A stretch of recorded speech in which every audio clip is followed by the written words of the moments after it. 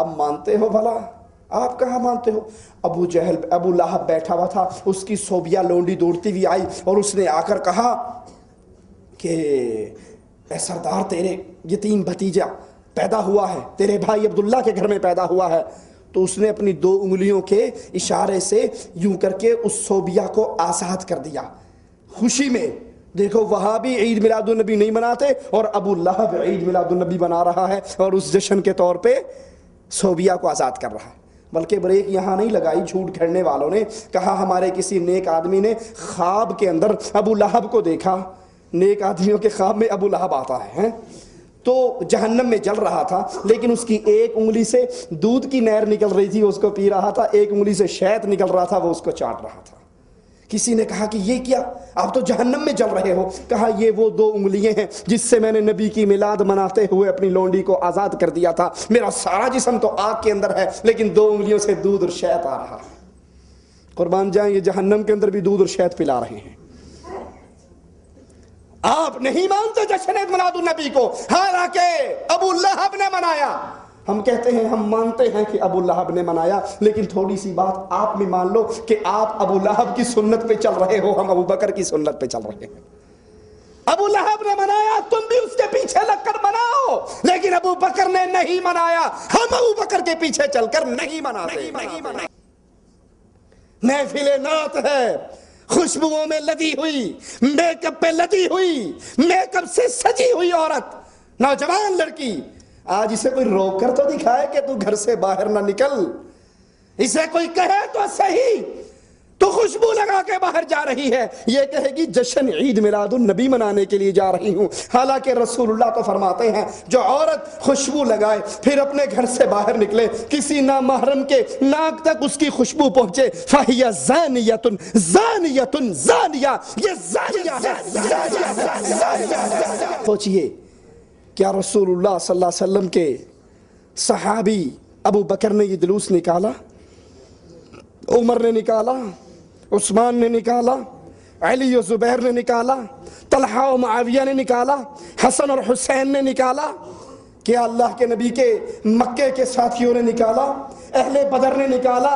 بیت رضوان والوں نے نکالا؟ بیت جنگ احد والوں نے نکالا؟ اہل مدینہ نے نکالا؟ انصار اور مہاجر نے نکالا؟ جب نہیں نکالا تو پھر یہ جملہ کیا صحابہ کو نہیں لگتا کہ جو اللہ کے نبی کے میلاد کا جشن نہیں مناتا، جلوس نہیں نکالتا، وہ کافر ہے، وہ شیطان ہے، وہ ابلیس ہے، وہ گستاخ رسول ہے؟ تو بتاؤ پھر رسول اللہ کے صحابہ کو کیا کہو گے؟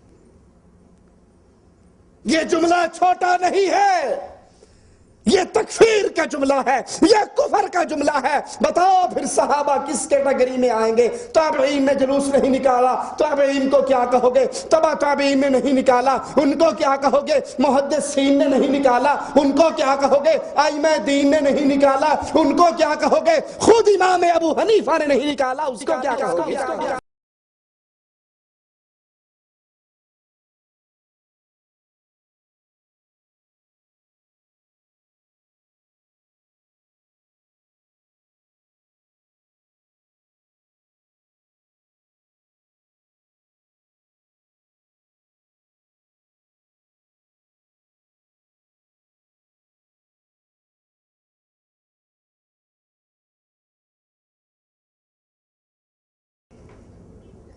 إن الحمد لله نحمده ونستعينه ونستغفره ونعوذ بالله من شرور أنفسنا ومن سيئات أعمالنا من يهده الله فلا مضل له ومن يضلل فلا هادي له أشهد أن لا إله إلا الله وحده لا شريك له وأشهد أن محمدًا عبده ورسوله أما بعد أعوذ بالله السميع العليم من الشيطان الرجيم بسم الله الرحمن الرحيم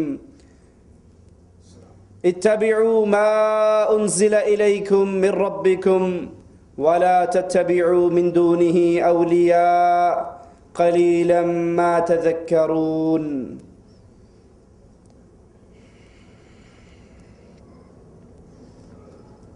دین اسلام جو اللہ عز و جل نے قیامت تک کے آنے والے انسانوں کے لیے پسند فرمایا۔ یہ دین اللہ نے اپنی رحمت سے پورا فرما دیا۔ رسول اللہ صلی اللہ علیہ وسلم پر اللہ عز و جل قرآن حکیم کی آیات اتارتا ہے، الیوم اکملت لکم دینکم، میں نے آج تم پہ تمہارا دین پورا کر دیا۔ ایک یہودی عمر ابن خطاب رضی اللہ عنہ وارضاہ سے آ کر سوال کرتا ہے کہ آپ کی کتاب میں یہ آیت کہ اللہ نے اس دین کو پورا کیا، اپنی نعمت کو پورا کیا، تمہارے لیے اسلام کو پسند کیا، اگر یہ آیت ہماری کتاب میں اترتی، ہم یہودیوں پہ نازل ہوتی، جس دن یہ نازل ہوتی اس دن کو ہم عید کا دن پکڑ لیتے۔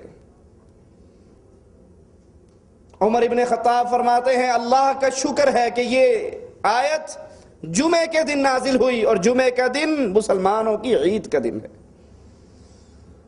اللہ نے اس دین کو پورا کر دیا۔ اب دین کی کوئی بات، دین کا کوئی مسئلہ ایسا نہیں جو ناقص ہو، جو ادھورا ہو، انکمپلیٹ ہو۔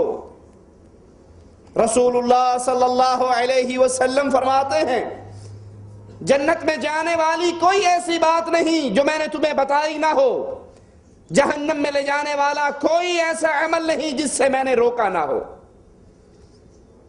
بلکہ حجۃ الوداع کے موقع پر رسول اللہ صلی اللہ علیہ وسلم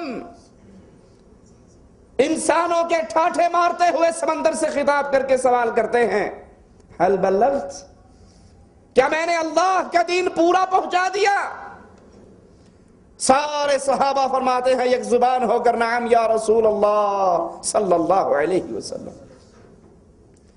اللہ کے نبی علیہ السلام آپ نے دین کو پورا بیان فرما دیا، پوری امانت پہنچا دی۔ اللہ کے نبی آسمان کی طرف منہ کر کے کہتے ہیں یا ربی فاشہد، اے اللہ گواہ ہو جا، اسلام کی نعمت جو تو نے مجھے دی تھی وہ میں نے اپنی امت تک بیان کر دی۔ اب دین کی معاشرت ہو، انسان کی معیشت ہو، تجارت ہو، عبادت ہو، نکاح ہو، طلاق ہو، نماز ہو، روزہ ہو، حج ہو، زکوٰۃ ہو، دین کا ایک ایک مسئلہ رسول اللہ صلی اللہ علیہ وسلم بیان فرما گئے۔ اور اس کے ساتھ ساتھ ایک قانون اس کا اعلان بھی کر کے گئے، من عمل عملا لیس علیہ امرنا فہو رد، جس نے کوئی ایسا عمل کیا جو میری شریعت میں نہیں، میں نے بیان نہیں کیا، اللہ نے اس کا حکم نہیں دیا، میری سنت میں موجود نہیں ہے، وہ عمل کرنے والا مردود ہے، وہ عمل اللہ کے دربار میں قبول نہیں ہو سکتا، وہ عمل جو رسول اللہ صلی اللہ علیہ وسلم کی شریعت میں موجود نہ ہو۔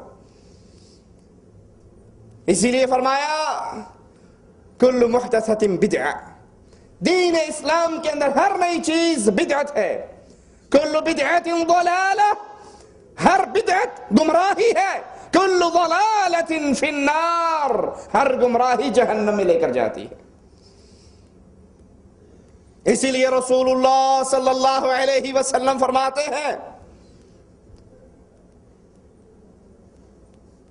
جس نے بدعتی کی تکریم کی، بدعتی کی عزت کی، بدعتی کی کو پناہ دی، بدعتی کو پناہ دینے والے پر اللہ کی لعنت ہے، بدعتی کی عزت اور تکریم کرنے والے کی مثال ایسے ہے جس نے اسلام کی عمارت کو گرانے میں مدد دی ہو۔ رسول اللہ صلی اللہ علیہ وسلم بیان فرماتے ہیں بدعتی سے اللہ توبہ کی توفیق کو چھین لیتا ہے، اس کے لیے توبہ کا دروازہ، اس کے لیے توبہ کی امید ختم ہو جاتی ہے۔ زانی زنا کرتا ہے، اس کے دل میں ہے میں زنا کر رہا ہوں، شرابی شراب پیتا ہے، اس کے دل میں ہے میں گناہ کر رہا ہوں، چور چوری کرتا ہے، اس کے دل میں ہے میں گناہ کر رہا ہوں، وہ کبھی بھی توبہ کر لے گا۔ لیکن دین اسلام کے اندر بدعات کا اضافہ کرنے والا وہ گناہ سمجھ کے کرتا ہے یا ثواب سمجھ کے؟ وہ تو ثواب سمجھ کے کرتا ہے۔ جب اس کو یہ عقل ہی نہیں، یہ شعور ہی نہیں کہ میرا یہ عمل تو گناہ ہے، حرام ہے، دین میں اضافہ ہے، تو وہ توبہ کیسے کرے گا؟ وہ تو اس کو اجر و ثواب اور درجات کی بلندی سمجھ کے بیان کرتا ہے، عمل کرتا ہے۔ رسول اللہ صلی اللہ علیہ وسلم نے فرمایا ترکت فیکم امرین، میں نے 2 چیزیں تمہیں دی ہیں، قیامت کی دیواروں تک تم کبھی گمراہ نہیں ہو سکتے اگر ان 2 چیزوں کو تھامے رکھا، کتاب اللہ، ایک تو اللہ کی کتاب ہے، وہ سنتی، اور ایک محمد کریم صلی اللہ علیہ وسلم کی سنت۔ اس تمہید کو اپنے سامنے رکھیے کہ دین اسلام میں ہر وہ عمل جو قرآن میں موجود نہ ہو، حدیث رسول میں موجود نہ ہو، سنت مطہرہ خالی ہو، اس عمل کو جب ثواب سمجھ کے، اجر سمجھ کے کیا جائے، نیکی کی بنیاد پہ کیا جائے، وہ عمل انسان کو بربادی کی طرف لے جاتا ہے۔ اب آئیے غور کرتے ہیں، ربیع الاول کی آج 2 تاریخ ہے، ربیع الاول کا مہینہ شروع ہو چکا، اور اس مہینے کے اندر ہمارے معاشرے میں خاص طور پر بدعات کے وہ دروازے کھلتے ہیں، وہ بدعات کی جاتی ہیں، سنت پہ چھریاں چلتی ہیں۔ جشن عید میلاد النبی، بڑے بڑے پوسٹر لگتے ہیں، اشتہارات چھپتے ہیں، جھنڈیاں لگتی ہیں، اللہ کے نبی صلی اللہ علیہ وسلم کی آمد کا جشن ہے۔ اب آئیے سوچئے، اللہ کے نبی صلی اللہ علیہ وسلم کی آمد پہ جشن منانا، خوشیاں منانا، چراغاں کرنا، لائٹنگ کرنا، جھنڈیاں لگانا، دیگیں پکانا، خوشبوئیں لگانا، اگربتیاں سجانا، کرنے والا کیا سمجھتا ہے کہ اس سے ثواب ملتا ہے، نیکیوں میں اضافہ ہوتا ہے، درجات کی بلندی ہوتی ہے۔ اگر یہ دین ہوتا، رسول اللہ صلی اللہ علیہ وسلم بیان کر کے جاتے، 40 سالہ زندگی نبی کی، نبوت سے پہلے 13 سالہ مکہ کی زندگی، 10 سالہ مدینہ کی زندگی، لیکن اللہ کے نبی علیہ السلام کی 63 سالہ زندگی کے اندر عید میلاد النبی کے جشن کا تصور بھی نہیں ہے۔ آئیے ذرا غور کرتے ہیں، عید میلاد النبی، اس کا معنی مفہوم کیا ہے؟ میلاد کا مطلب کیا ہے؟ میلاد کا معنی ہے کہ اللہ کے نبی علیہ السلام کب پیدا ہوئے، کہاں پیدا ہوئے۔ رسول اللہ صلی اللہ علیہ وسلم کی جائے پیدائش مکہ المکرمہ، جہاں پر اس وقت لائبریری بنی ہوئی ہے حرم کے قریب، مشہور و معروف یہی ہے کہ یہاں پر رسول اللہ صلی اللہ علیہ وسلم کی پیدائش ہوئی۔ اللہ کے نبی علیہ السلام کی پیدائش پر مختلف روایات، 12 ربیع الاول کی روایت بھی ہے، شیعہ حضرات 17 ربیع الاول کی روایت پیش کرتے ہیں، لیکن صحیح ترین روایات رسول اللہ صلی اللہ علیہ وسلم 9 ربیع الاول کو پیدا ہوئے۔ پیر کے دن صبح کا وقت 20 یا 22 اپریل 571 عیسوی میں، اور آپ کی وفات 12 ربیع الاول کو ہوئی، اس میں کوئی اختلاف نہیں۔ رسول اللہ صلی اللہ علیہ وسلم کی وفات 12 ربیع الاول کو ہوئی۔ یہ میلاد کا مفہوم اور معنی ہے۔ اللہ کے نبی کب پیدا ہوئے، اللہ کے نبی کہاں پیدا ہوئے، اللہ کے نبی کس دن پیدا ہوئے، اللہ کے نبی کی وفات کہاں ہوئی، کب ہوئی، یہ میلاد کا مفہوم ہے۔ رسول اللہ صلی اللہ علیہ وسلم کے اصحاب کرام، وہ دور جس کے بارے میں اللہ کے نبی صلی اللہ علیہ وسلم نے گارنٹی دی تھی، بہترین دور میرا، پھر میرے بعد آنے والوں کا، پھر میرے بعد آنے والوں کا۔ میلاد کا یہی مفہوم شروع سے لے کر معروف رہا۔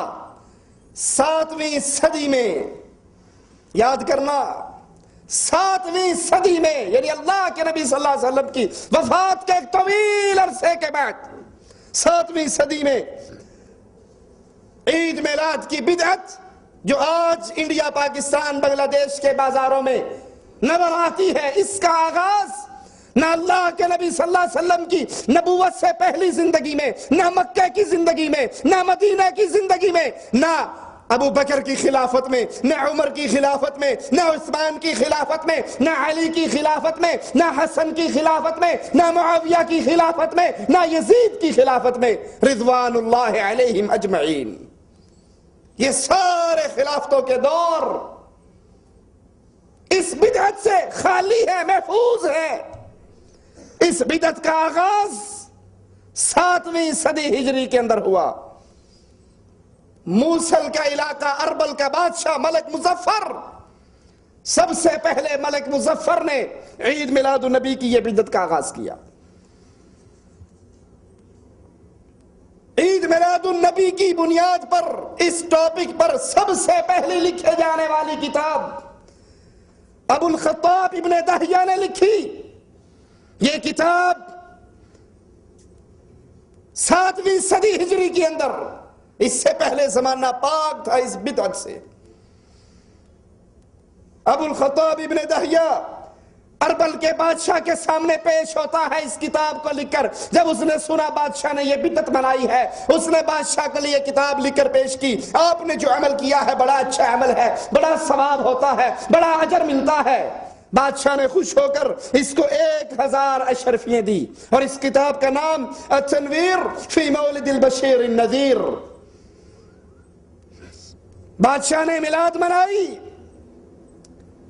پیٹو ملا نے کتاب لکھ کر پیش کر دی. آئیے اب ان دونوں کو، بادشاہ اربل شاہ مظفر، ابو الخطاب ابن دہیہ، ان دونوں کو لے کر ہم ائمہ کی عدالت میں چلتے ہیں، محدثین سے ان کے بارے میں سوال کرتے ہیں کہ یہ دونوں کتنے نیک لوگ تھے، ان کی عدالت کیسی تھی، ان کی صداقت کیسی تھی.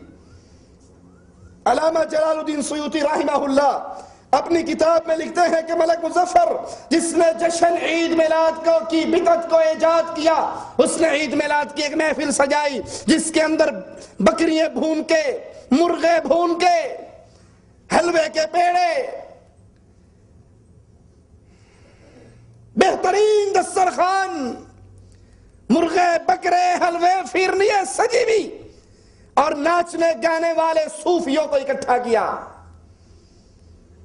رسول اللہ صلی اللہ علیہ وسلم جس عمل سے ساری زندگی نفرت کرتے رہے، منع کرتے رہے، ساتھ سے اللہ کے نبی کو نفرت تھی، ساتھ سے رسول اللہ صلی اللہ علیہ وسلم نے منع کیا.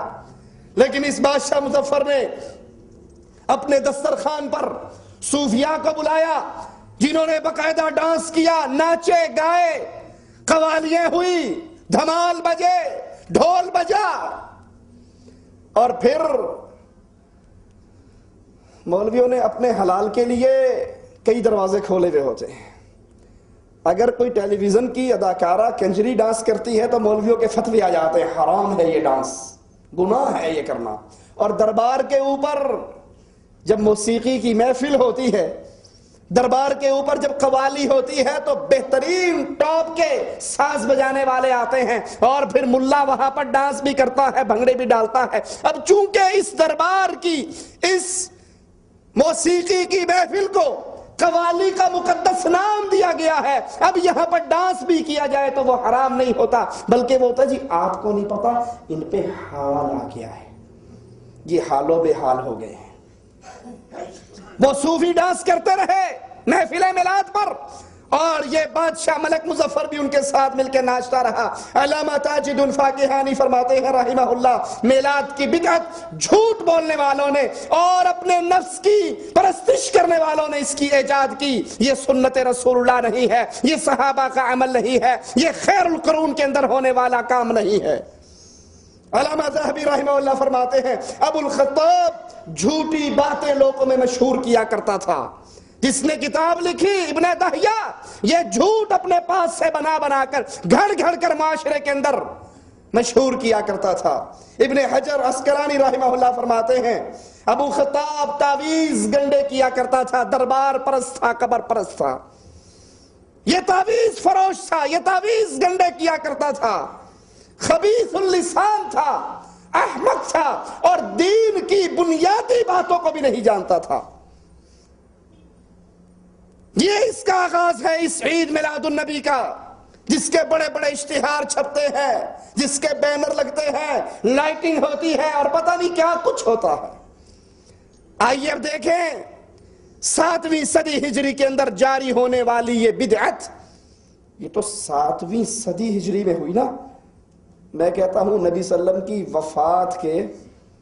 وفات کے 7 منٹ بعد بھی اگر کوئی کام بنا کر دین میں داخل کیا جائے گا تو وہ دین، نبی فوت ہو گئے، وحی کا سلسلہ ختم ہو گیا۔ جب وحی کا سلسلہ ختم ہو گیا، آسمان سے اترنے والا دین پورا ہو چکا ہے۔ اب اس دین کے اندر اپنے پاس سے کوئی اضافہ اور کمی نہیں کی جا سکتی۔ بر صغیر کے اندر جشن عید میلاد النبی صوفیوں کے ذریعے داخل ہوئی۔ کہتے ہیں جی آپ نہیں مانتے، بر صغیر میں دین اسلام صوفیہ نے تو پھیلایا ہے، تو وہ یہی دین اسلام پھیلایا ہے۔ صوفیہ کے ذریعے عید میلاد النبی بر صغیر پاک و ہند کے اندر آئی۔ اور اس کی ابتدا کیسے ہوئی؟ کچھ لوگ اکٹھے ہو کر ایک مکان میں بیٹھ کر رسول اللہ صلی اللہ علیہ وسلم کی پیدائش کا ذکر کر لیتے۔ اللہ کے نبی فلاں دن پیدا ہوئے، فلاں جگہ پر پیدا ہوئے، اس تاریخ کو پیدا ہوئے۔ پھر مرض بڑھتا گیا جو جو دوا کی، بدعت جب آتی ہے تو سنت اٹھ جاتی ہے۔ رسول اللہ صلی اللہ علیہ وسلم نے تو اس عمل سے روکا تھا کہ تم عیسائیوں کے پیچھے نہ چلنا۔ عیسائی اپنے نبی کے لیے کرسمس ڈے مناتے ہیں یا نہیں؟ کرسمس ڈے کون مناتا ہے؟ عیسائی۔ ہم اپنے نبی کا منا لیتے ہیں، تو ان کے ساتھ ساتھ چل رہے ہیں یا نہیں؟ اور مزے کی بات، تاریخ کا یہ اختلاف کہ نبی 9 ربیع الاول کو پیدا ہوئے یا رسول اللہ صلی اللہ علیہ وسلم 12 کو پیدا ہوئے، شیعہ روایات کے مطابق 17 کو پیدا ہوئے، یہ تاریخ کا اختلاف دلیل ہے کہ صحابہ نے اس عمل کو نہیں منایا۔ کیوں؟ پاکستان والوں، پاکستان کس دن آزاد ہوا؟ کیوں جی؟ 14 اگست کو۔ انڈیا والوں، انڈیا کب آزاد ہوا؟ 15 اگست کو۔ اب 100 سال نہیں 700 سال بھی گزر جائیں تو اختلاف ہو سکتا ہے اس تاریخ میں۔ کیوں؟ کیونکہ جس دن سے آزاد ہوا اسی دن سے جشن منایا جا رہا ہے۔ ہر نسل دیکھتی ہے 14 کو پاکستان، 15 کو انڈیا کا یوم آزادی ہے۔ کوئی اختلاف ہو سکتا ہے؟ پہلے دن سے جشن چل رہا ہے نا، 100 سال بھی گزر جائیں گے تو اختلاف۔ اور اگر یہ جشن نہ ہوتا تو پھر مورخین میں اختلاف ہوتا کہ یار پتہ نہیں 14 کا ہوا تھا، پتہ نہیں 16 کا ہوا تھا۔ یہ تو پہلے دن سے خوشی اور جشن چل رہا ہے۔ اگر رسول اللہ صلی اللہ علیہ وسلم کی پیدائش سے پہلے دن سے یہ جشن عید میلاد النبی ہوتا، میٹھے کی آمد مرحبا، سونے کی آمد مرحبا، پیارے کی آمد مرحبا، حبیب کی آمد مرحبا، اگر یہ پہلے دن سے یہ عمل ہوتا تو پھر تاریخ میں اختلاف۔ کہتے جی آپ مانتے ہو بھلا؟ آپ کہاں مانتے ہو؟ ابو جہل، ابو لہب بیٹھا ہوا تھا، اس کی صوبیہ لونڈی دوڑتی ہوئی آئی اور اس نے آ کر کہا کہ اے سردار، تیرے یتیم بھتیجا پیدا ہوا ہے، تیرے بھائی عبداللہ کے گھر میں پیدا ہوا ہے۔ تو اس نے اپنی 2 انگلیوں کے اشارے سے یوں کر کے اس صوبیہ کو آزاد کر دیا خوشی میں۔ دیکھو وہاں بھی عید میلاد النبی نہیں مناتے اور ابو لہب عید میلاد النبی منا رہا ہے اور اس جشن کے طور پہ صوبیہ کو آزاد کر رہا ہے۔ بلکہ بریک یہاں نہیں لگائی جھوٹ گھڑنے والوں نے، کہا ہمارے کسی نیک آدمی نے خواب کے اندر ابو لہب کو دیکھا۔ نیک آدمیوں کے خواب میں ابو لہب آتا ہے، تو جہنم میں جل رہا تھا، لیکن اس کی ایک انگلی سے دودھ کی نہر نکل رہی تھی، اس کو پی رہا تھا، ایک انگلی سے شہد نکل رہا تھا، وہ اس کو چاٹ رہا تھا۔ کسی نے کہا کہ یہ کیا، آپ تو جہنم میں جل رہے ہو؟ کہا یہ وہ 2 انگلیاں ہیں جس سے میں نے نبی کی میلاد مناتے ہوئے اپنی لونڈی کو آزاد کر دیا تھا۔ میرا سارا جسم تو آگ کے اندر ہے لیکن 2 انگلیوں سے دودھ اور شہد آ رہا ہے۔ قربان جائیں، یہ جہنم کے اندر بھی دودھ اور شہد پلا رہے ہیں۔ آپ نہیں مانتے جشن میلاد النبی کو، حالانکہ ابو لہب نے منایا۔ ہم کہتے ہیں ہم مانتے ہیں کہ ابو لہب نے منایا، لیکن تھوڑی سی بات آپ بھی مان لو کہ آپ ابو لہب کی سنت پہ چل رہے ہو، ہم ابو بکر کی سنت پہ چل رہے ہیں۔ ابو لہب نے منایا، تم بھی اس کے پیچھے لگ کر مناؤ، لیکن ابو بکر نے نہیں منایا، ہم ابو بکر کے پیچھے چل کر نہیں مناتے۔ ابو القاسم نے نہیں منایا، ہم نہیں مناتے۔ عمر ابن خطاب نے نہیں منایا، عثمان نے نہیں منایا، علی نے نہیں منایا، اصحاب کرام نے عید میلاد النبی نہ یہ دن منایا، نہ یہ جشن کا دن منایا، نہ محفلیں ہوئی، نہ جلوس نکلے، نہ گدے گاڑیوں اور ٹرالیوں پہ عورتیں اور مرد اکٹھے ہو کر بازار میں آئے۔ ابتدا کے اندر صرف رسول اللہ صلی اللہ علیہ وسلم کا ذکر پیدائش ہوتا، پھر آہستہ آہستہ محفلوں کے اندر قیام بھی ہونے لگا۔ آپ نے سنی وہ نعت یا نہیں سنی؟ آگے تاج والے، دم بدم پڑھو درود، حضور بھی ہیں یہاں موجود۔ بلکہ کرسی سجتی ہے، بڑی خوبصورت کرسی سجتی ہے، ہم نے بھی وہ سجی ہوئی کرسی دیکھی۔ کہتے ہیں کرسی سجی ہوئی میلاد شریف کے جلسے میں، اور ایک مواحد وہاں سے گزرا، کہا صاحب یہ کرسی کیوں سجائی ہے؟ کہا گستاخ وہابی تجھے نہیں پتا، ابھی رسول اللہ نے یہاں آ کر بیٹھنا ہے، آگے آگے تاج والے، دم بدم پڑھو درود، حضرت بھی ہیں یہاں موجود۔ کہا اچھا ماشاءاللہ مبارک ہو، جب اللہ کے نبی یہاں آئے تو مجھے بھی دکھا دینا، میں بھی دیکھ کر صحابی کا شرف لے لوں گا۔ کہا تیری آنکھ وہابی گستاخ ہے، دیکھ نہیں سکتی، تینوں نظر نہیں آنا۔ اس نے کہا ٹھیک ہے، میری آنکھ دیکھ نہیں سکتی، ٹھیک ہے، میں آنکھ بند کر لوں گا، میرا ہاتھ لگوا دے آج، میں آنکھیں بند کر لوں گا، میرا ہاتھ لگوا دینا کہ یہ رسول اللہ بیٹھے ہوئے۔ پھر قیام شروع ہونے لگا، کھڑے ہو جاؤ کہ حضور آگے، مجلس سے نکل جائے جو بے ادب ہے۔ پھر مزید ترقی ہوئی، یہ تو گھروں میں چلے، پھر گھروں سے چلتے چلتے مسجدوں تک پہنچے، پھر مسجدوں سے یہ محفل میلاد نکل کر باہر روڈ کے اوپر آ گئی، سڑک کے اوپر آئی، جھنڈیاں لگنے لگی، نعت خوانی ہونے لگی۔ ابھی بھی خیر تھی، ابھی بھی کچھ نہ کچھ موجودہ صورتحال سے کام ہلکا ہی تھا۔ جھنڈیاں لگتی، نعتیں پڑھی جاتی، رسول اللہ صلی اللہ علیہ وسلم کا ذکر ہوتا، اور جلوس واپس اپنے گھروں کو چلا جاتا۔ لیکن جب انسان شیطان کے پیچھے چلتا ہے تو شیطان اس کو ہلاک کیے بغیر نہیں چھوڑتا۔ جھنڈیاں، نعت خوانی، اور پھر اس کے بعد آج عید میلاد النبی کے جلوسوں پر نظر ڈال کے دیکھ لو، انڈیا میں ہو یا پاکستان اور بنگلہ دیش کے اندر ہو، رسول اللہ صلی اللہ علیہ وسلم کے نام پر جلوس نکل رہا ہے، اس میں ڈھول بھی پیٹے جا رہے ہیں، اس میں چمٹے بھی بجائے جا رہے ہیں، اس میں سارنگیے بھی ہیں۔ وہ کام، وہ سارنگیاں جو کنجروں کے ہاتھ میں تھی، وہ چمٹے جو کوٹھے والے بجایا کرتے تھے، وہ ڈھول جو میراثی بجایا کرتے تھے، آج وہ سارنگیاں، آج وہ ڈھول، آج وہ کڑے، آج وہ چمٹے مولوی اور ملا بجاتا ہے اور نام رسول اللہ صلی اللہ علیہ وسلم کا لیتا ہے۔ اللہ کے نبی صلی اللہ علیہ وسلم اس عمل سے روک کر گئے، اللہ کے نبی اس عمل سے منع کر کے گئے۔ اللہ کے نبی صلی اللہ علیہ وسلم ساز سے نفرت کرتے تھے، ڈھول سے نفرت کرتے تھے، سارنگی سے نفرت کرتے تھے، لیکن نبی کے نام پر شیطان نے اس امت کو کیسے گمراہ کیا کہ جو عمل اللہ کے نبی کو پسند نہیں تھے، اس کی پیدائش کے دن وہی اعمال کیے جاتے ہیں۔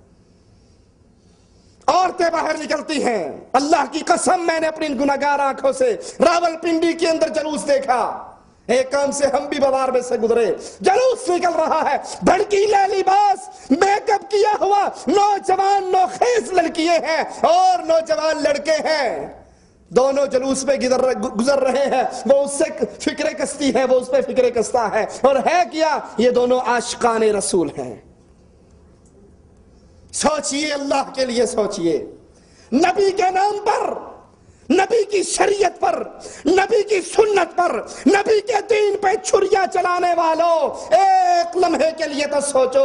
اللہ کے نبی صلی اللہ علیہ وسلم اپنی مسجد مبارک سے باہر نکلے، عورتوں اور مردوں کو راستے کے اندر اکٹھے مخلوط چلتے ہوئے دیکھا، اللہ کے نبی برداشت نہیں کر سکے۔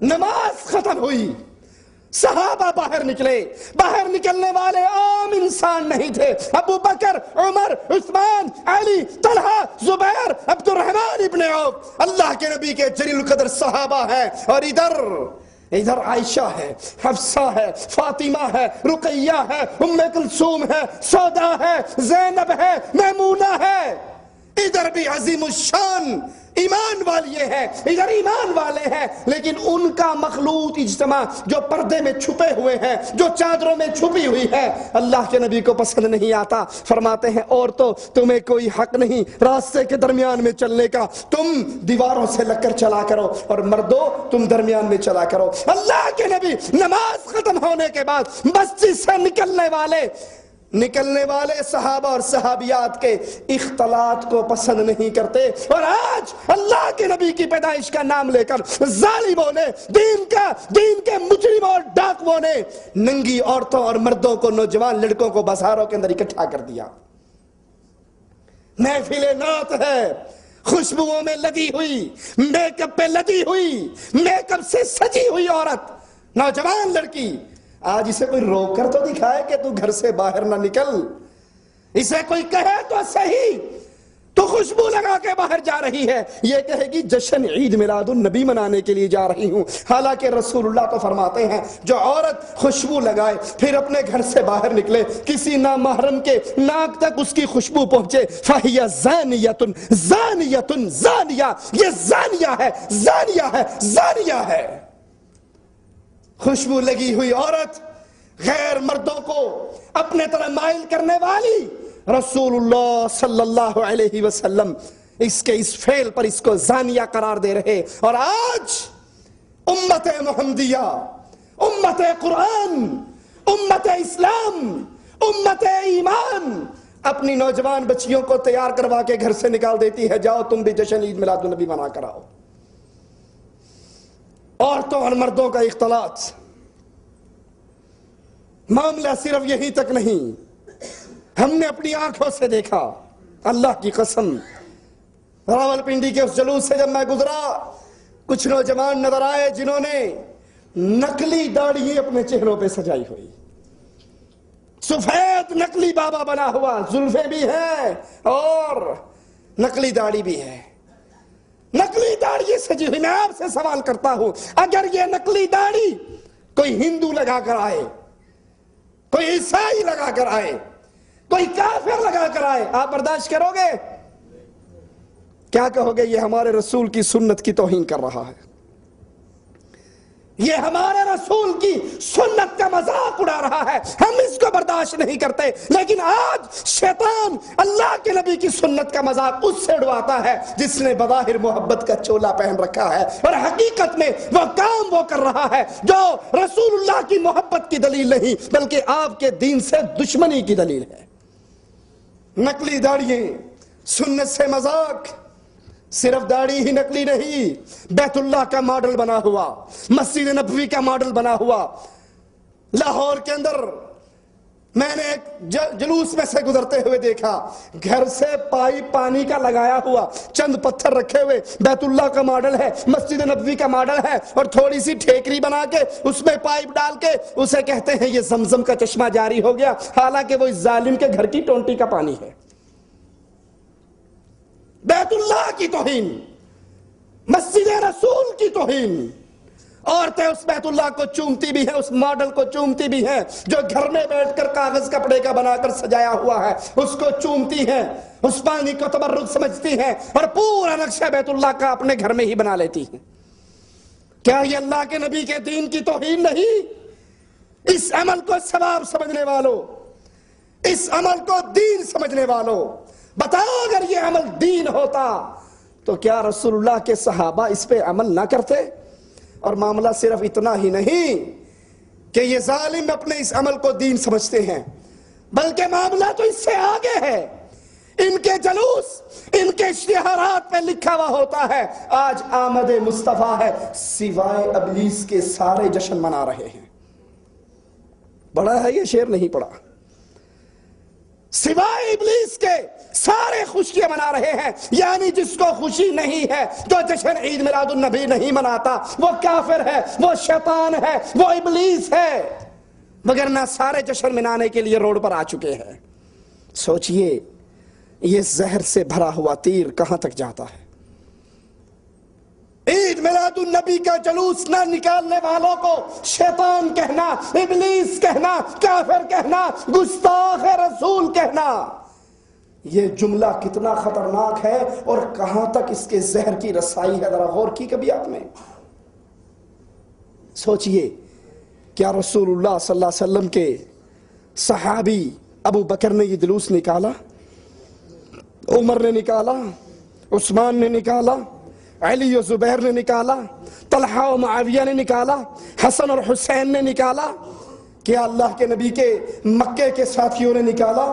اہل بدر نے نکالا؟ بیت رضوان والوں نے نکالا؟ بیت جنگ احد والوں نے نکالا؟ اہل مدینہ نے نکالا؟ انصار اور مہاجر نے نکالا؟ جب نہیں نکالا تو پھر یہ جملہ کیا صحابات کو نہیں لگتا کہ جو اللہ کے نبی کے میلاد کا جشن نہیں مناتا، جلوس نہیں نکالتا، وہ کافر ہے، وہ شیطان ہے، وہ ابلیس ہے، وہ گستاخ رسول ہے؟ تو بتاؤ پھر رسول اللہ کے صحابہ کو کیا کہو گے؟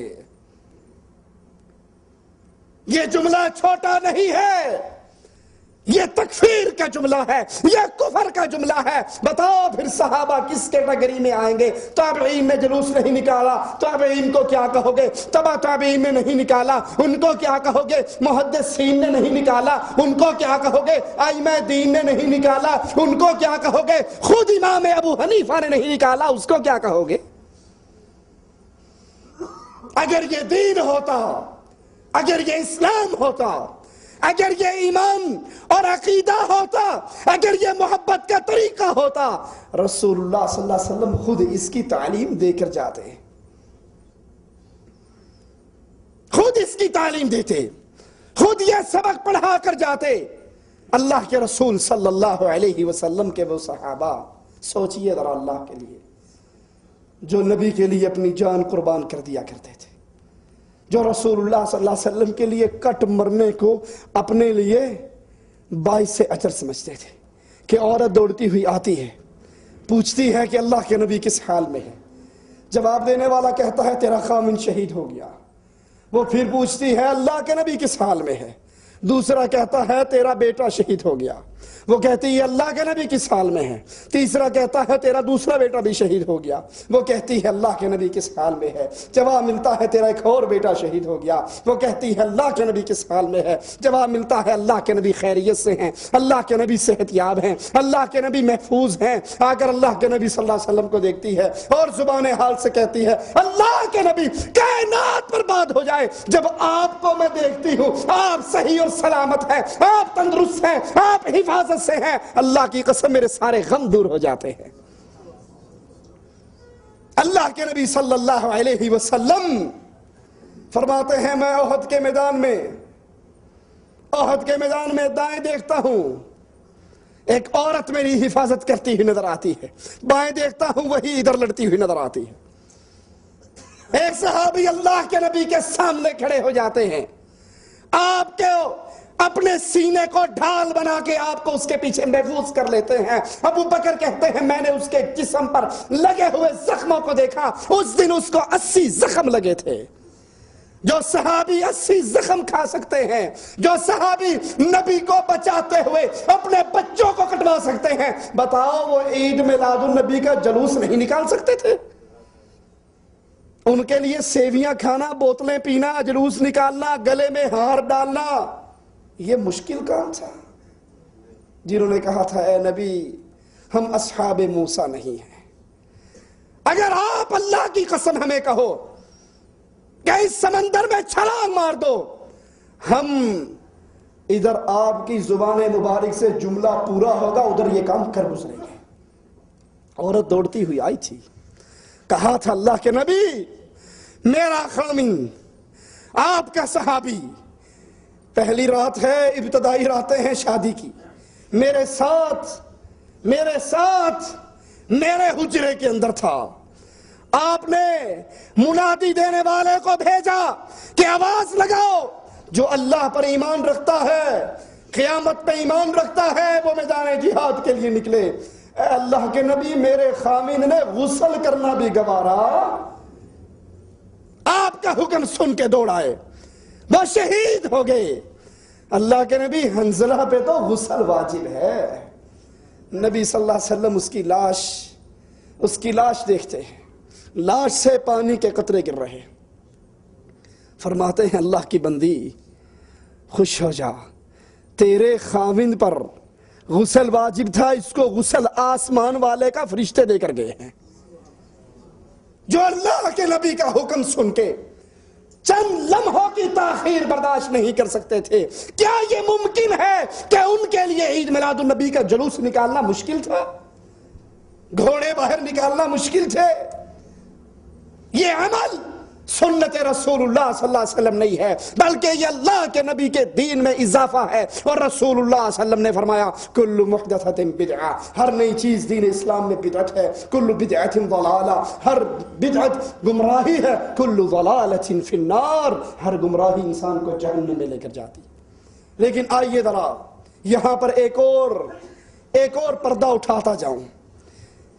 یہ شیطان مولویوں کے روپ میں آ کر اس امت کو جشن عید میلاد النبی منانے کے لیے اتنا سرگرم کیوں کرتا ہے؟ اس لیے کہ اصل کام سیرت النبی تھا، اصل چیز سیرت النبی تھی۔ شیطان نے ان سے سیرت النبی، اتباع رسول چھین لی اور جشن عید میلاد النبی دے دیا کہ سال کے بعد ایک جلوس نکال لینا، درمیان میں جو تمہارا جی کہتا ہے وہ کرتے رہو۔ وگرنہ سوچئے اللہ کے لیے عید میلاد النبی کا یہی مطلب ہے نا کہ آپ کہاں پیدا ہوئے، کس کی اولاد تھے، باپ کا نام کیا تھا، ماں کا نام کیا تھا، جائے پیدائش کیا تھی، تاریخ کیا تھی، دن کیا تھا۔ کیا ابو جہل کو ان باتوں سے انکار تھا؟ ابو لہب کو انکار تھا؟ اہل مکہ کو انکار تھا؟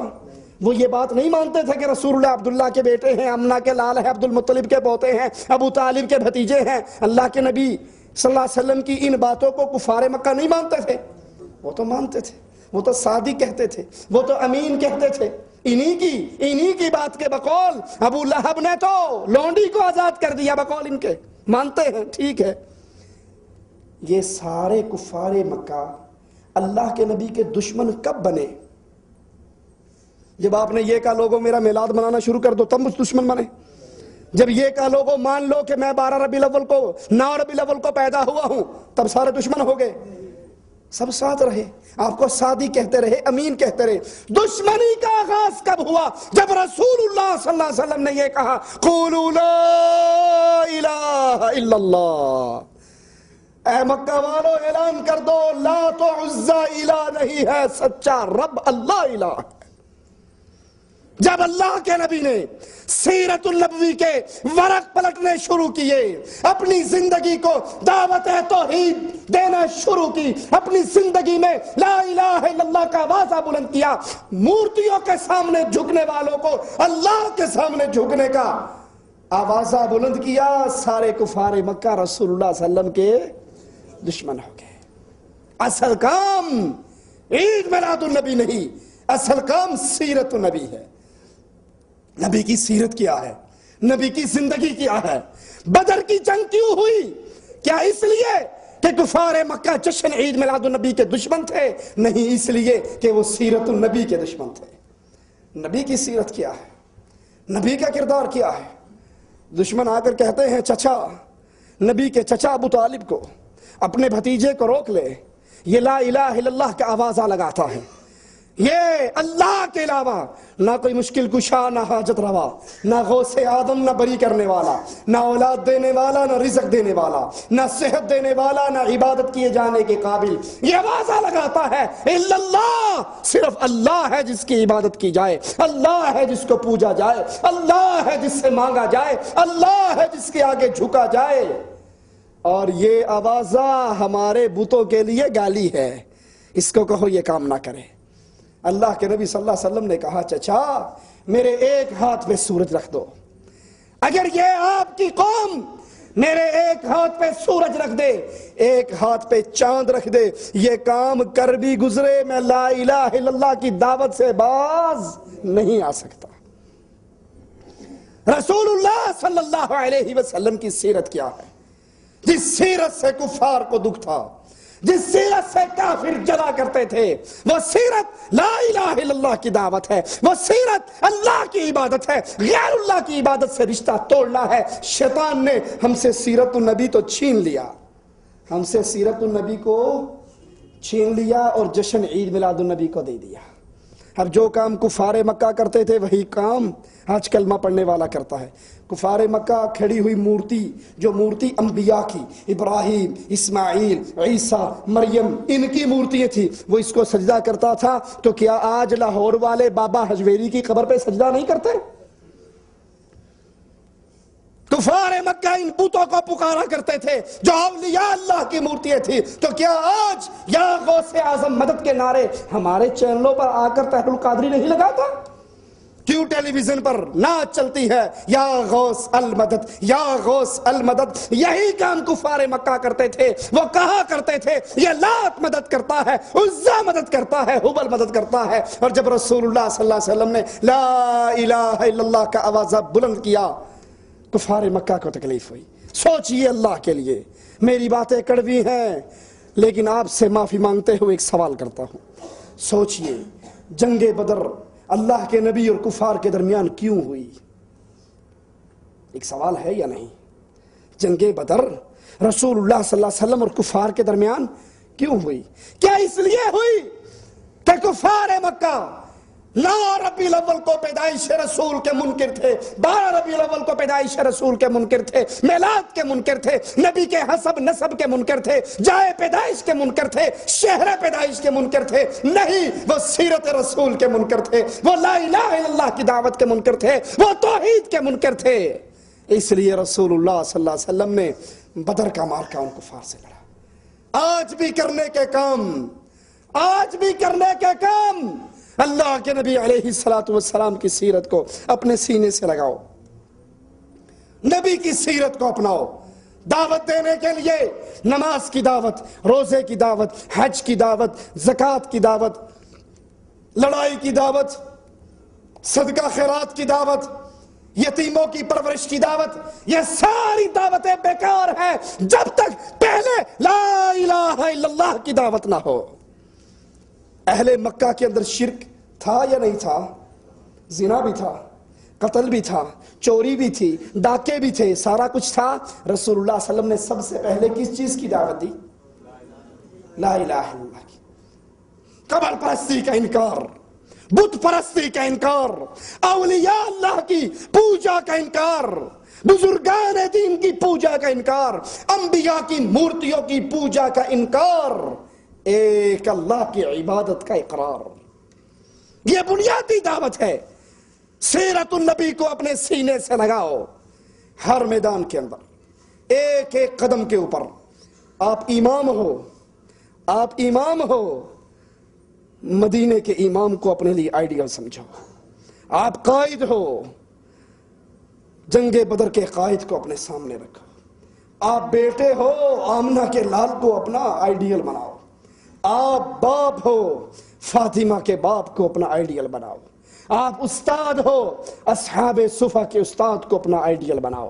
آپ شہنشاہ بادشاہ ہو، ملک کے صدر ہو، ملک کے صدر ہو، ملک کے بادشاہ ہو، ملک کے امیر ہو، تو مدینے کے بادشاہ کو اپنے سامنے رکھو، مدینے کے حکمران کو اپنے سامنے رکھو، مدینے کے لیڈر کو اپنے سامنے رکھو۔ آپ زندگی کے جس فیلڈ میں ہو، ہر فیلڈ کے اندر محمد الرسول اللہ صلی اللہ علیہ وسلم، ہر فیلڈ کے اندر۔ کوئی تاجر ہے، خدیجہ کے تاجر کو دیکھے۔ کوئی میدان ایسا نہیں جس میں اللہ کے نبی علیہ السلام آپ کے لیے اور ہمارے لیے نمونہ نہ ہو، آپ کے لیے اور ہمارے لیے رہبر نہ ہو، آپ کے لیے اور ہمارے لیے قدوہ نہ ہو، اسوہ حسنہ نہ ہو، ہر میدان کے اندر۔ اور پھر رسول اللہ صلی اللہ علیہ وسلم کی حدیث کو اپنے دل میں اتار لو۔ فرمایا من احب سنتی فقد احبانی ومن احبانی کان معی فی الجنہ۔ جو میری سنت سے محبت کرتا ہے وہ رسول اللہ صلی اللہ علیہ وسلم سے محبت کرتا ہے، اور جو اللہ کے نبی کی سنت سے محبت کرتا ہے وہ جنت میں رسول اللہ کے ساتھ یوں ہوگا۔ یہ عید میلاد النبی کا جشن، یہ جلوس، یہ بدعت ہے، حرام ہے، گناہ ہے، زندگی کو برباد کر دینے والا عمل ہے۔ نہ خود شریک ہو، نہ بچوں کو شریک ہونے دے، نہ عورتوں کو باہر نکلنے دے۔ اگر یہ عمل دین ہوتا، اس کا ذکر رسول اللہ صلی اللہ علیہ وسلم کی شریعت میں موجود ہوتا۔ اور ویسے بھی اگر غور کریں، عقل کے بھی خلاف ہے. لوگوں کے بنائے ہوئے عقیدوں پر بھی غور کریں تو یہ جلوس ان کے عقیدوں سے ٹکراتا ہے. کیسے؟ کیوں ٹی وی پہ سن لیں آج کل آپ, وہ قادری صاحب کی نعت لگی ہوتی ہے, میٹھے کی آمد مرحبا, پیارے کی آمد مرحبا, مدنی کی آمد مرحبا. اب سوچئے آمد کس کی ہوتی ہے؟ جو پہلے سے موجود, بولو, جو پہلے سے موجود نہ ہو, اب یہاں نہیں ہے اور پھر ان کی آمد ہو گئی, اسی کی آمد کو مرحبا کہا جائے گا. اور ان حضرات کا عقیدہ کیا ہے کہ اللہ کے نبی کا نور کب سے ہے؟ اللہ کے نبی کا نور ایک ستارے میں کب سے ہے؟ جب نہ زمین تھا, نہ آسمان تھا, نہ آدم تھا, کچھ بھی نہیں تھا. اللہ نے اپنے نور سے, آپ نے نہیں سنا الصلاۃ والسلام علیکہ یا نور من نور اللہ, اللہ نے اپنے نور سے رسول اللہ کا نور پیدا کیا. جب کچھ نہیں تھا تو نبی کا نور تھا. ہے نبی تو شروع سے ہے, تو آمد کس بات کی؟ اگر تم 9 ربیع الاول کو یا 12 ربیع الاول کو جشن آمد رسول مناتے ہو تو اللہ کے لیے سوچو. تمہارا اپنا عقیدہ ہے کہ جب کچھ نہیں تھا رسول اللہ تھے, تو آمد تو اس کی ہوتی ہے جو پہلے نہ ہو. اچھا, ابھی سٹیکر بڑے خوبصورت چھپے ہوئے ملیں گے آپ کو دعوت اسلامی کے. سنا ہے ہر عاشق کے گھر تشریف لاتے ہو, ہمارے گھر میں بھی ہو جائے چراغاں یا رسول اللہ. سنا ہے ہر عاشق کے گھر تشریف لاتے ہو. تشریف کون لاتا ہے؟ جو موجود, بولو, جو موجود نہ ہو وہی تشریف لاتا ہے, اور جو پہلے سے موجود ہو وہ تشریف نہیں لایا کرتا. دوسرے عقیدے پہ غور کرو. آگے آگے تاج والے, یہ الگ بات ہے کہ عام آدمی اٹھ کر دیکھتا ہے, کہہ رہے آگے آگے کہاں آگے یار, نظر تو کہیں بھی نہیں آئی. وہ زبان حال سے نعت خان کہتا ہے کہ بے وقوف, تجھے پاگل بنانے کے لیے ہم نے تو شعر میں بات سمجھا دی تھی کہ آ گئے آ گئے تاج والے. تو سمجھا ہی نہیں, ہم نے تو بتا دیا تھا کہ آئے گئے, اور کھانے پینے کا حلوے کے لیے ہمارا پیٹ شریف آگے ہے, جو دینا ہے ہمیں دو. نبی تو آ کے چلے بھی گئے. آگے تاج والے, دم بدم پڑھو درود, حضرت بھی ہیں اب یہاں موجود. تو سوچو, سنا ہے ہر عاشق کے گھر میں تشریف لاتے ہو, ہمارے گھر میں بھی ہو جائے چراغاں یا رسول اللہ. تشریف وہ لاتا ہے جو موجود نہ ہو. آگے آتا وہ ہے جو پہلے موجود نہ ہو. کرسی اس کے لیے خالی سجا کے رکھی جاتی ہے جو ابھی محفل میں نہ آیا ہو. اور تمہارا عقیدہ ہے کہ رسول اللہ حاضر ناظر ہیں, ہے یا نہیں ہے؟ عقیدہ ہے کہ اللہ کے نبی حاضر ناظر ہیں. جو حاضر ناظر ہو, کیسے حاضر ناظر؟ کبھی غور کیا آپ نے؟ بریلویوں کے بہت بڑے عالم تذکرہ غوثیہ کے اندر, غوث علی شاہ قلندر قادری اس مولوی کا نام ہے, اس کی کتاب ہے تذکرہ غوثیہ. صفحہ نمبر بھی لکھ لو, کسی سے بات ہو تو بتا سکو. 290 صفحہ نمبر پر, جو مشتاق بک کارنر اردو بازار نے شائع کی ہے, اس پہ لکھتے ہیں نبی کی حاضر ناظر ہونے کی دلیل. کتنے حاضر ناظر ہیں؟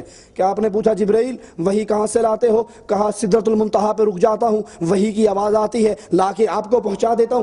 کہا کبھی دیکھا ہے کہ اوپر کون بیٹھ کر وحی کرتا ہے؟ کہا کبھی نہیں دیکھا. کہا اس دفعہ جاؤ ذرا دیکھنا کہ اوپر وحی کون کر رہا ہے. جبرائیل آواز کے پیچھے پیچھے چلنا شروع ہو گئے, چڑھتے گئے, اور جب عرش پہ پہنچے تو کیا دیکھتے ہیں؟ خود رسول اللہ عرش پہ بیٹھ کر وحی کر رہے ہیں. جبریل نے وہیں کھڑے مدینے میں جاتی ماری تو دیکھا مدینے کے اندر مسجد نبوی میں رسول اللہ بیٹھے ہوئے ہیں. عرش پہ دیکھا, پھر رسول اللہ, فرش پہ دیکھا, پھر رسول اللہ. کہتا مجھے نہیں پتا, تو او ہے, او تو ہے, تو او دے وچوں, او تیرے وچوں, مینوں. اتنے حاضر ناظر اللہ کے نبی. عرش پہ جاؤ تو وہاں ہے, فرش پہ آؤ تو وہاں ہے, ہر جگہ اللہ کے نبی ہے. آپ کا عقیدہ ہے کہ رسول اللہ صلی اللہ علیہ وسلم حاضر ناظر ہیں. تو ایک سوال, جب نبی صلی اللہ علیہ وسلم حاضر ناظر ہوں تو پھر تم یہ کیوں کہتے ہو کہ ہمارے گھر میں بھی ہو جائے چراغاں یا رسول اللہ؟ وہ تو پہلے سے تمہارے گھر میں موجود ہیں. یہ تم کیوں کہتے ہو آگے آگے تاج والے؟ نبی تو پہلے سے عید میلاد النبی کی محفل میں موجود ہیں، پھر یہ طاہر القادری صاحب میڈیا پہ آ کر کیوں کہتے ہیں کہ اللہ کے نبی کراچی میں آئے تھے اور میں نے استقبال کیا تھا، اور پھر آپ نے کہا تھا میں ناراض ہو کر جا رہا ہوں کیونکہ میرا استقبال کرنے کے لیے کوئی نہیں آیا؟ آتا تو وہ ہے جو ہونا، تمہارا عقیدہ تو یہ ہے کہ نبی حاضر ناظر ہے، جو حاضر ناظر ہو وہ آیا، جو پہلے سے موجود ہو وہ پیدا نہیں ہوا کرتا۔ میٹھے کی آمد مرحبا کھانے کا ڈھونگ ہے۔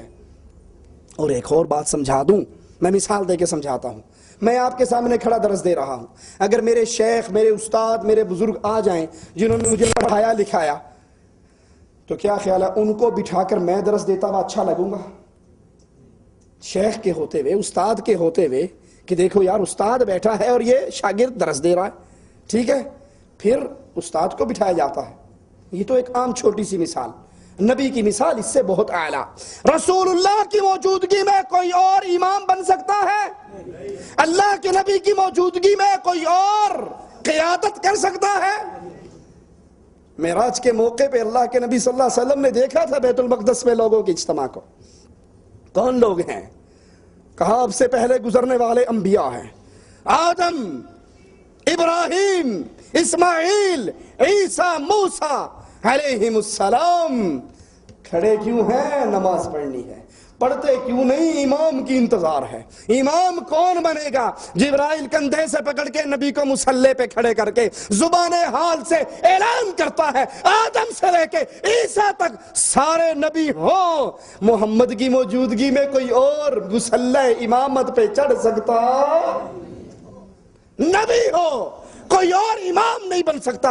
ابو بکر امام بنے تھے، نبی صلی اللہ علیہ وسلم کے آنے کے بعد اپنے الٹے قدموں واپس صف میں آگے تھے، اللہ کے نبی نے سلام پھیرنے کے بعد کہا تھا ابو بکر تو پیچھے کیوں ہٹا؟ کہا ابو قحافہ کے بیٹے کو جائز نہیں ہے رسول موجود ہو اور وہ امامت کے مصلی پہ کھڑا۔ اگر تمہارا عقیدہ کہ آپ کی مجلس ہے عید میلاد میں، جشن عید میلاد النبی میں رسول اللہ صلی اللہ علیہ وسلم آتے ہیں، حاضر ناظر ہوتے ہیں، تو بتاؤ پھر امامت طاہر القادری کیوں کرواتا ہے؟ الیاس قادری کیوں کرواتا ہے؟ امامت رسول اللہ سے کیوں نہیں کرواتے؟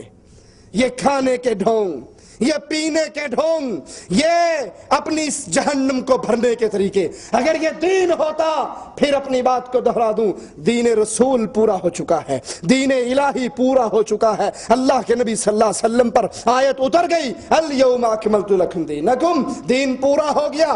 اب جو عمل اس میں ڈالا جائے گا وہ نیکی کی امید سے ہو، وہ ثواب کی امید سے ہو، وہ اسلام نہیں بن سکتا، کیونکہ اسلام تب بنتا ہے جب مدینے والا اس پہ مہر لگا دیتا ہے۔ اور عید میلاد النبی کا مسئلہ نہ اللہ کے نبی کی سنت سے ثابت ہے، نہ آپ کے صحابہ کرام کے طرز عمل سے ثابت ہے۔ اللہ سے دعا ہے اللہ ہمارے گناہوں کو معاف فرمائے، اللہ ہماری خطاؤں کو معاف فرمائے، اللہ ہمیں اتنے دین پہ عمل کی توفیق عطا فرمائے جتنا دین رسول اللہ صلی اللہ علیہ وسلم ہمیں دے کر گئے۔ اللہ ہمیں دین کے اندر بدعات سے محفوظ رکھے، بدعات سے بچائے، دین میں نیا کام داخل کرنے سے بچائے، کیونکہ لوگوں انجام بڑا خطرناک ہے، اللہ کی قسم انجام بہت برا ہے بدعت کرنے والوں کا۔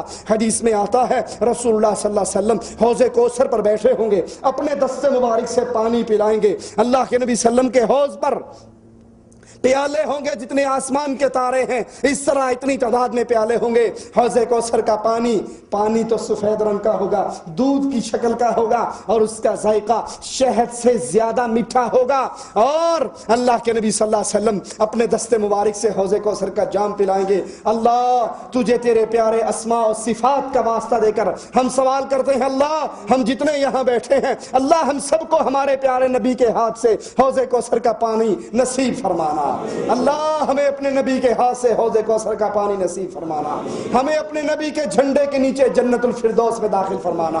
رسول اللہ فرماتے ہیں امت آ رہی ہوگی، پانی پی رہی ہوگی، جو ایک مرتبہ میرے ہاتھ سے حوض کوثر کا جام پی لے گا، جنت میں داخل ہوتے وقت تک دوبارہ اس کو پیاس نہیں لگے گی۔ کچھ لوگ آئیں گے، چہرے چمکتے ہوں گے، ہاتھ چمکتے ہوں گے، کوہنییں بازو چمکتی ہوں گی، قدم چمکتے ہوں گے، یہ دلیل ہے کہ وہ وضو کرنے والے، وہ چہرے نماز پڑھنے والے، فرشتے درے اٹھا کر ان کو ماریں گے، نبی کے درمیان اور ان کے درمیان دیوار کھڑی کر دیں گے، میرے رحمتوں بھرے نبی فرمائیں گے امتی امتی میری امت ہے، ان کو آنے دو، کیوں مارتے ہو؟ ان کو آنے دو، کیوں مارتے ہو؟ دیوار کیوں کھڑی کی ہے؟ آنے دو، میری امت ہے وضو کرنے والی، نماز پڑھنے والی، میں اپنے ہاتھ سے ان کو پانی پلاؤں گا۔ فرشتے جواب میں کہیں گے یا محمد صلی اللہ علیہ وسلم انکا لا تدری، یا محمد صلی اللہ علیہ وسلم انکا لا تدری، اے محمد صلی اللہ علیہ وسلم آپ نہیں جانتے۔ آپ کیا خیال ہے؟ فرشتے بھی سارے وہابی ہیں، فرشتے بھی سارے وہابی ہیں۔ فرشتے کہیں گے آپ نہیں جانتے، حالانکہ نبیوں کو تو علم غیب ہوتا ہے۔ فرشتے پھر کیوں کہہ دیں گے آپ نہیں جانتے؟ آپ نہیں جانتے، ما احدثوا بعدک، آپ کے مر جانے کے بعد۔ لگتا ہے فرشتے پکے وہابی ہیں، کیونکہ نبی مرے ہوئے، اور جو نبی کو مرا ہوا کہے وہ تو گستاخ ہے۔ اگلا درس انشاءاللہ ہم وفات رسول پہ ہی دیں گے انشاءاللہ۔ اللہ نے زندگی دی اور بتائیں گے نبی کو مردہ کہنا توہین ہے یا نہیں۔ فرشتے کہہ رہے ہیں اے نبی آپ نہیں جانتے، ما احدثوا بعدک، آپ کے مر جانے کے بعد، دنیا چھوڑ جانے کے بعد، دنیا سے اٹھ جانے کے بعد انہوں نے آپ کے دین میں کیا کیا اضافہ کیا، کیا کیا بدعات شامل کی، آپ نہیں جانتے۔ اللہ کے نبی کیا فرمائیں گے؟ سحقن سحقن سحقن لمن غیر بعدی، جس نے میرے بعد میرے دین کو بدل ڈالا، آج محمد کی آنکھوں سے دور کر دو۔ اللہ ہمیں ان بد نصیبوں میں شامل نہ فرمانا، اللہ ہمیں ان اہل بدعت میں شامل نہ فرمانا، اللہ ہمیں ان بد نصیبوں اور بد بختوں کے اندر شامل نہ فرمانا جن کے بارے میں نبی کہیں گے ان کو میری نگاہوں سے دور کر دو۔ اللہ ہمیں ان میں شامل فرمانا۔ ہمارے عمل تو ایسے نہیں، لیکن تیری رحمت بڑی وسیع ہے مولا، ہمیں ان میں شامل فرمانا جس سے تو راضی ہوا اور وہ تیرے پاس اس حال میں آئے کہ تو ان سے راضی ہوا، وہ تجھ سے راضی ہوئے۔ اقول قولی ھذا واستغفر اللہ لی ولکم ولسائر المسلمین فاستغفروہ انہ ھو الغفور الرحیم۔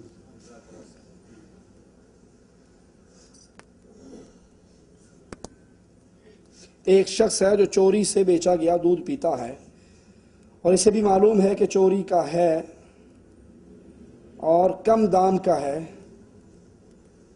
تو کیا یہ جائز ہے؟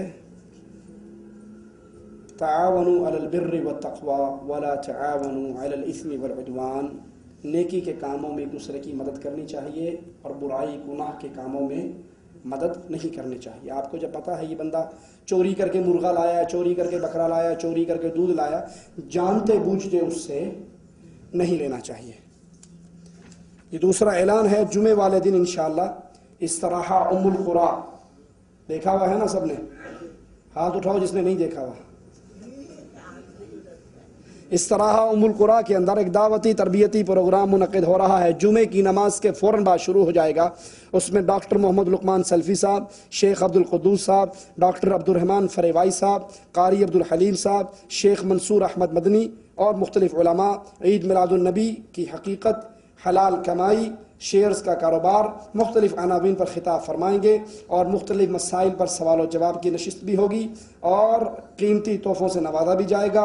اس لیے تمام اردو اور ہندی بولنے سمجھنے والے بھائیوں سے التماس ہے بروز جمعہ بعد نماز جمعہ استراحہ ام القری میں تشریف لا کر اس سنہری موقع سے بھرپور فائدہ اٹھائیں۔ اور اب آپ جاتے ہوئے اپنے اپنے ڈرائیور بھائیوں سے پوچھ لیں کہ وہ آپ کو لینے کے لیے کس ٹائم آئیں گے، تاکہ اس ٹائم پہ آپ وہاں پر موجود ہوں اور آپ کو لا کر وہ وہاں پہنچا دیں۔ سبحانک اللہم و بحمدک اشہد ان لا الہ الا انت